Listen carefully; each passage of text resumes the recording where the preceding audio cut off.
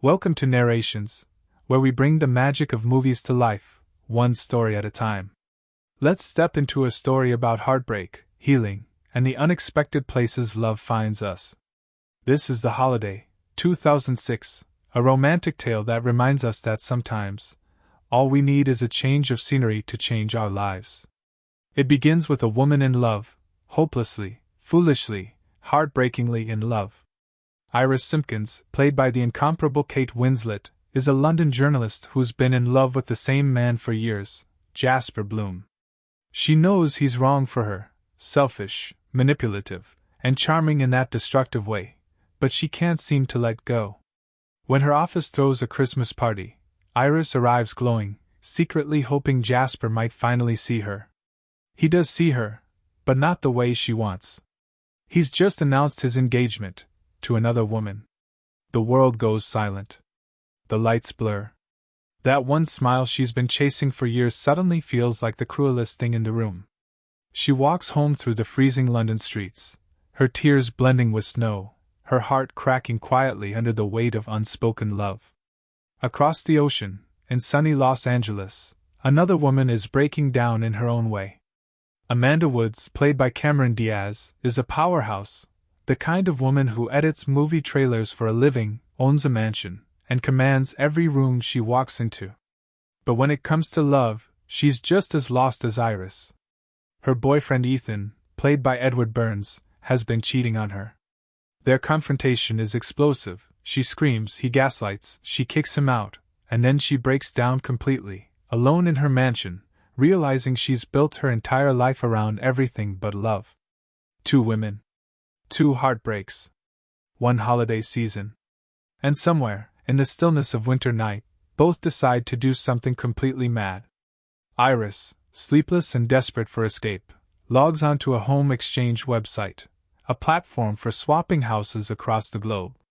Amanda, wide awake at 2 a.m., scrolling restlessly, stumbles upon Iris's quaint stone cottage in Surrey, England.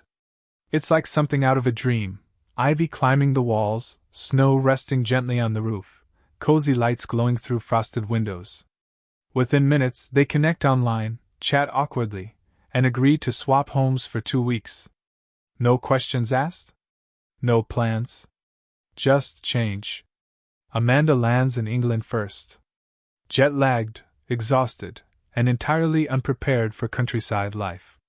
The taxi drops her off in front of a charming cottage in the middle of nowhere. Snow falls gently around her.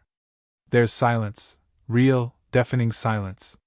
She walks inside, looks around, and bursts out laughing. The house is so tiny compared to her LA mansion, but it's perfect. Fireplace, bookshelves, wine, and peace. The kind of peace that's so foreign it feels like magic. Iris, on the other hand, arrives in Los Angeles and practically falls in love on sight. Amanda's house is a modern palace, vast glass windows, a pool, a kitchen that could fit her entire cottage inside it. She spins around, giddy, shouting, "I'm in LA!"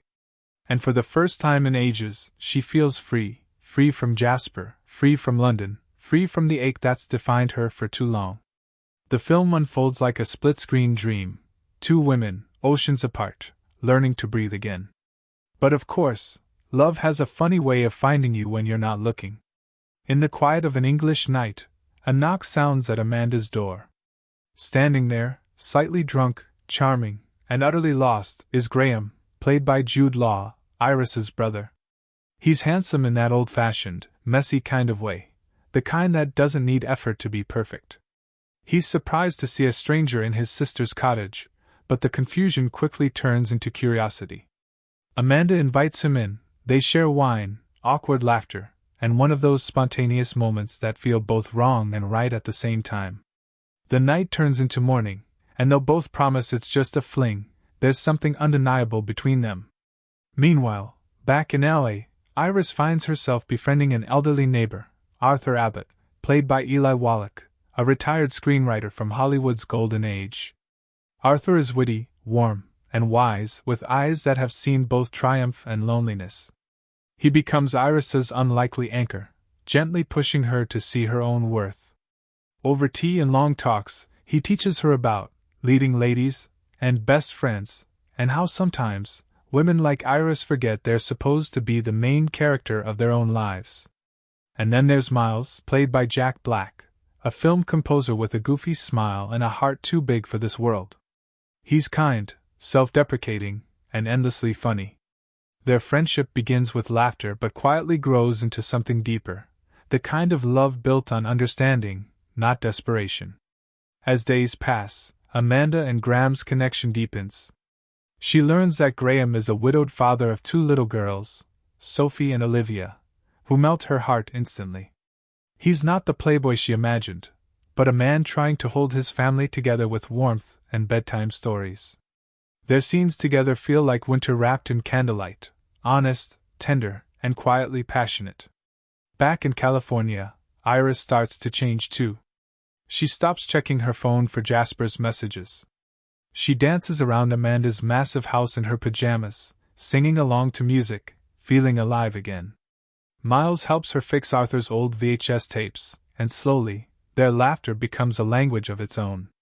For the first time in forever, Iris isn't waiting to be loved, she's learning to love her life. Then, of course, the ghosts return. Jasper shows up, uninvited, at Iris's borrowed house, pretending he wants her back. Then, of course, the ghosts return. Jasper shows up, uninvited, at Iris's borrowed house, pretending he wants her back. He tells her she's special, that he's missed her, all the words she's been dying to hear. But this time, Iris sees the truth. She realizes he doesn't love her, he just doesn't want to lose her. So she does the bravest thing of all, she tells him no. Tears in her eyes, but her voice steady. She finally chooses herself. Amanda, too, faces her own breaking point. The holiday is ending. She's flying home soon. Graham asks her to stay, but she can't, or at least she thinks she can't. Love scares her. Vulnerability terrifies her. So she leaves. Snow falls as her car drives away. She looks out the window, heart aching, realizing she's running from the one thing she's been searching for all along. Halfway to the airport, she bursts into tears, uncontrollable, unstoppable, the kind of tears that mean something's cracked open inside. She orders the driver to turn around. She races through the snow, back to Graham's cottage, throws open the door, and there he is. He looks up in disbelief, and before he can say a word, she blurts, "I'm not going anywhere." They laugh, they kiss, and it feels like the world finally exhales. Back in LA, Iris and Miles share one last night before she's supposed to leave. They sit at the piano, playing little melodies, joking, pretending it's all casual, but it isn't. When Miles tells her he's broken up with his girlfriend, Iris smiles. Something shifts in the air, a quiet, joyful realization that sometimes love doesn't need grand gestures, just timing. The final moments of the holiday are pure magic. New Year's Eve. Snow falls over the English countryside. Amanda, Iris, Graham, and Miles gather together, laughter echoing through the cottage, champagne glasses clinking. The kids dance around the fireplace, Arthur's old advice still echoing in Iris's mind. You be the leading lady of your own life.